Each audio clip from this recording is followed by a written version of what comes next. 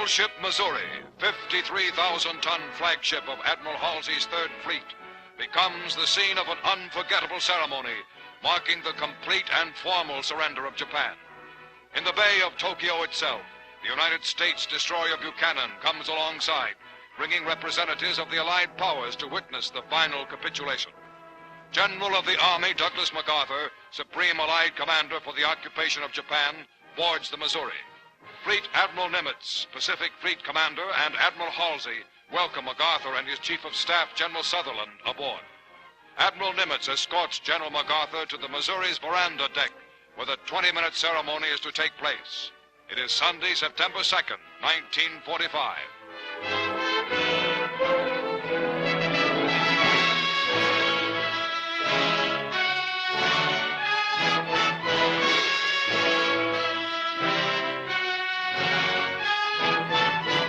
Cameramen and reporters of many countries record this historic moment as United Nations military leaders crowd aboard the Missouri and examine souvenir cards bearing the Japanese flag, special mementos of the occasion. And now, in a Navy launch, the Japanese surrender party arrives.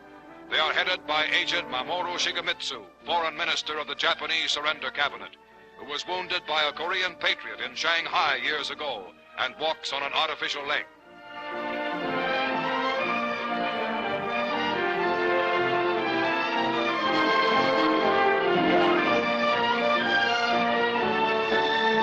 The Japanese delegation lines up on the opposite side of the surrender table from the Allies. A war which had entered its 8th terrible year in China, which had raged for 3 years and 9 months for America and Britain, which was the brutal, costly eastern half of the most horrible worldwide war in human history, is now within minutes of ending for good. General MacArthur speaks. We are gathered here, representatives of the major warring powers, to conclude a solemn agreement whereby peace may be restored. The issues involving divergent ideals and ideologies have been determined on the battlefields of the world, and hence are not for our discussion or debate.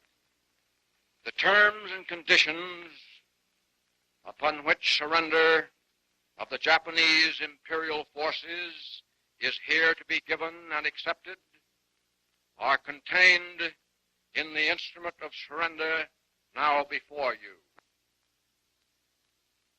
As Supreme Commander for the Allied Powers, I announce it my firm purpose, in the tradition of the countries I represent, to proceed in the discharge of my responsibilities with justice and tolerance, while taking all necessary dispositions to ensure that the terms of surrender are fully, promptly, and faithfully complied with.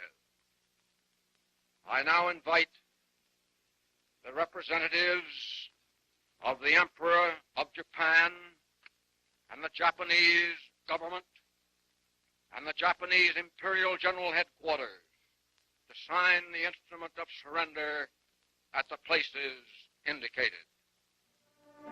Mr. Shigemitsu comes to the surrender table.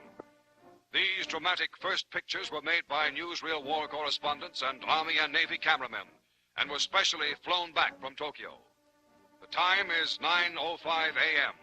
The Japanese have been on board exactly 10 minutes.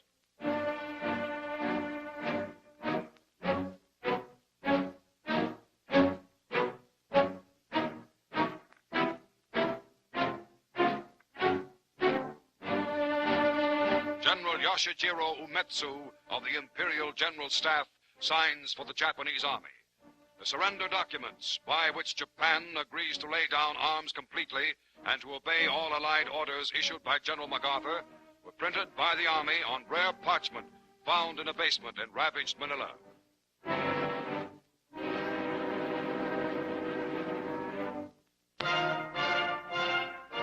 General MacArthur signs as Supreme Allied Commander.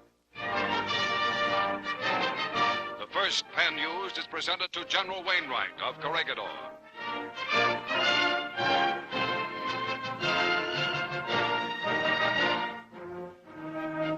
The second pen to British General Percival, commander at the surrender of Singapore. MacArthur uses 6 pens in all, affixing what will be the most important signature in Japan to the document that ends permanently that nation's regime of terror and aggression.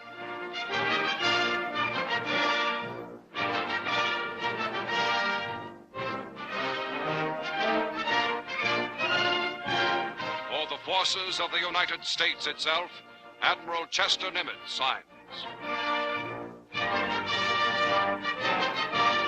Behind Nimitz are the Third Fleet's Admiral Halsey and Admiral Sherman, famed amphibious commander.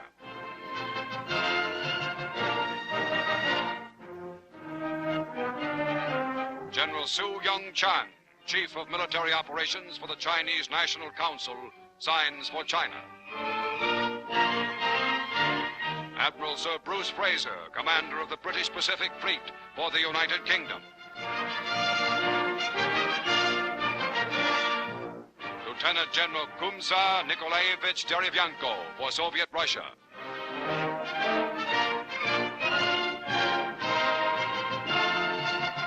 General Sir Thomas Blamey for Australia. Colonel Lawrence Moore Cosgrave for Canada. General Jacques Leclerc, hero of Africa and Paris, for France.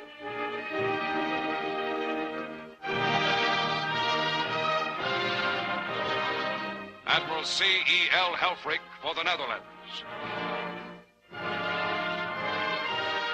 Air Vice Marshal L.M. Issett for New Zealand.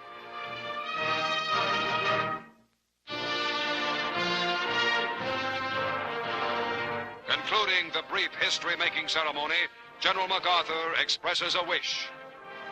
Let us pray that peace be now restored to the world, and that God will preserve it always. These proceedings are closed. Swarms of United States aircraft fly in formation overhead as the ceremony ends. The final United Nations victory has been won. The war is over. Peace is here.